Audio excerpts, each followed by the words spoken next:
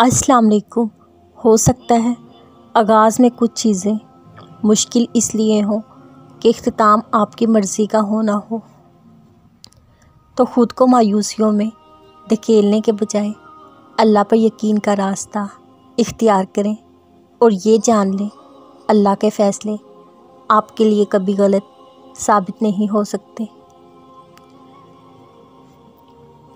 دعائیں تو معجزوں کا شکار ہوا کرتی ہیں، لیکن اگر وہ آپ کا مانگا ہوا اسی وقت آپ کو دے دیں تو کیا دعا کی اہمیت سمجھ پاؤ گے؟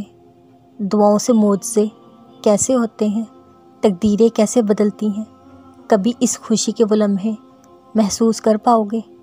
اس لیے اس سے مایوس ہو کے مانگنا نہ چھوڑ دینا، وہ دے گا ضرور، لیکن کبھی کوئی دعا رد نہیں کرے گا۔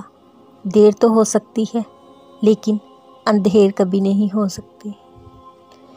اور یہ کیسے سوچ رہے ہو کہ آپ کی فلاں دعا مانگنے کا کوئی فائدہ نہ ہوا، وہ تو ضائع چلی گئی؟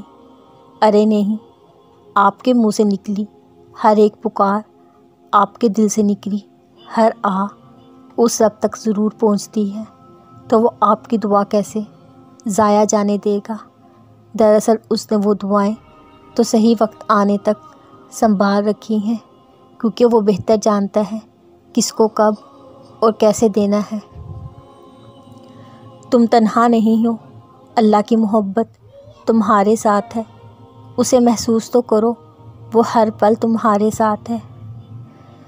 اللہ کی چاہت کو پالو، اسی میں حقیقی سکون ہے، دل کی خوشی بھی۔ اور جو اس کے عشق میں خود کو ڈھال لیتے ہیں پھر انہیں دکھ تکلیف کا احساس نہیں ہوتا۔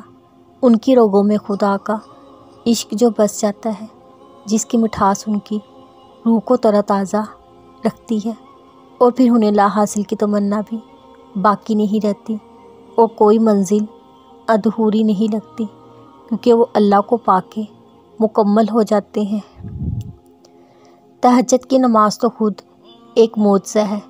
سوچو تو صحیح، رات کی آخری پہر آپ کی آنکھ کا کھل جانا، اللہ کی چاہ سے تہجد کا سجدہ ادا کرنے کے بعد آپ کو مانگنے کی توفیق مل جانا، یہ سب ایک معجزہ ہی تو ہے۔